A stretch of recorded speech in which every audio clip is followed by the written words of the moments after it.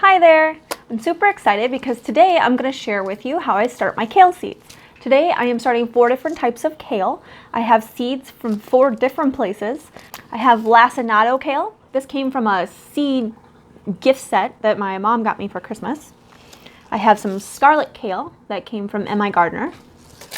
I have some premier kale that came from Burpee, just a seed bought store package. And then I also have some Baker Creek seeds that is Ragged Jack or Red Russian kale. I like to grow these particular varieties of kale because they are all different colors, and when you put them all together, they actually make a really cute bouquet. I'll show a picture so you guys can kind of see what it looks like from last fall. I got a nice little bouquet of kale, if you will.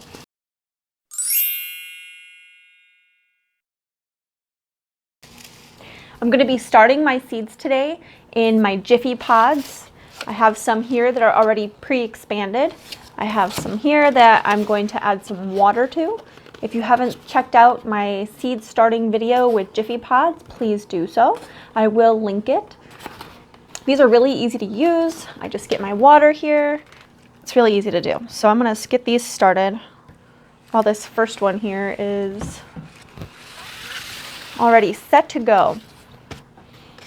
All right, because I'm starting different varieties at the same time, I don't want to get them mixed up. In the past, I have gotten things mixed up. It does happen. If it does happen, it's not the end of the world.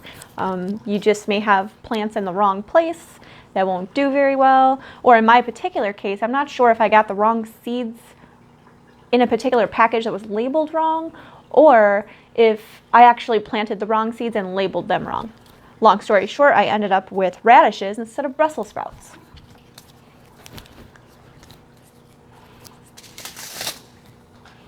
So right now, to label my seeds, I'm using these tiny little plant markers and just a Sharpie.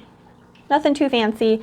The Sharpie is not weatherproof. It will wear off. So if you want something more weatherproof that's going to last your whole season, you're going to want to go with something different. They do have weatherproof markers. This is not one of them. Even though it is permanent ink, the sun will bleach it out.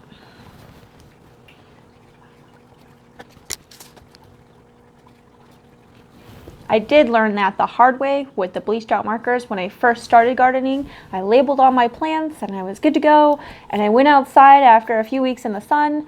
It actually happened with tomato plants. I had no clue what types of tomatoes I had.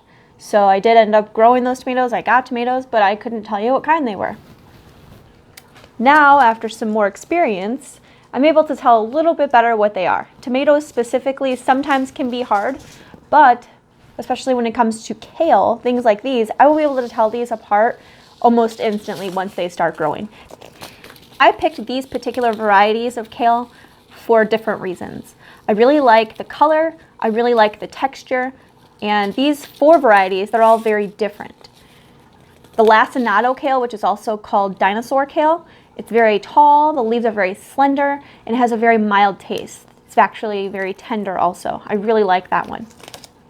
For the scarlet kale, honestly, the biggest reason I grow scarlet kale, not only for the extra vitamins because it is a red vegetable, which is really good for you, but I think it's really pretty. So when you put them all together, the red gives a really vibrant look to it.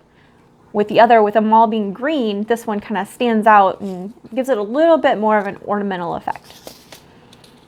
The premier kale, the leaves are very smooth. They're much more smooth than the leaves that come from the red Russian kale. Those are kind of ruffly and they have weird projections out of the leaves, whereas the premier kale is actually very flat. It's very much like what you would consider a regular leaf, unlike a lot of the other kales that have kind of some crazy irregular leaves.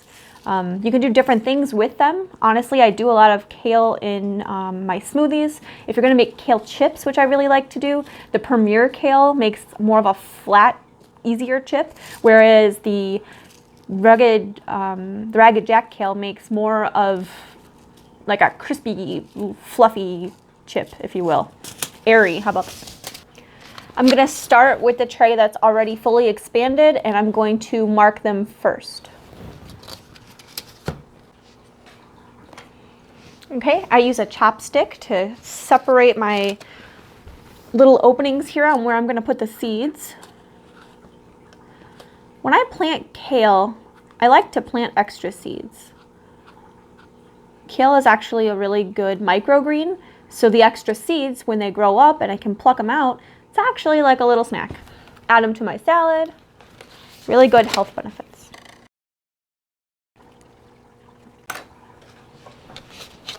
All right, so you can see I used my chopstick and I tore these little net tops open just a little bit more to make the opening a little bit bigger there.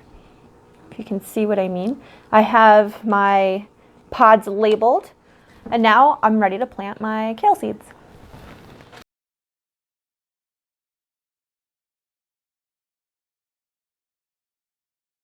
Sometimes you get extra little seeds that fall in between. When they fall in between, especially in something like kale, I actually leave them because then they grow up and they turn into tiny little microgreen sprouts.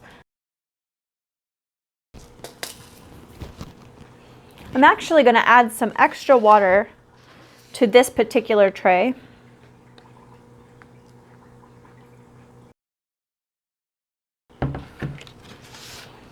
Okay, those kale seeds are now planted. The ones that I added water to, I would say maybe 10 minutes, 15 minutes. I did not use warm water. I actually just used about room temperature water. If you use warm water, the expansion will actually happen faster. Okay, now we're fully expanded and we are ready to start the other varieties of kale. This particular tray is going to be Premier Kale and Scarlet Kale.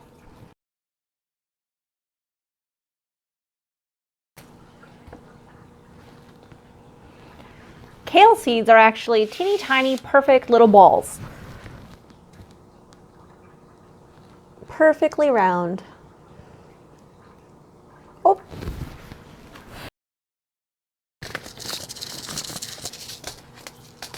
Okay, now that the seeds are in there, I'm actually just going to pinch them closed. If you can kind of, I will take one out. I'm going to show you. So what I do is I actually just pinch them closed. Then I pat down the top. There you go. And I do that to all of them. While I'm pinching them closed, I'm actually covering the seeds just a little bit with some of the seed starting mixture in there. Not a ton, just enough so that they stay kind of tucked in and moist. All right, perfect. They are all tucked in and ready to go. Now I get my clear dome, place that on the top here, keeps in the humidity, which will help the seeds germinate. There we go. Whoops, bloopers.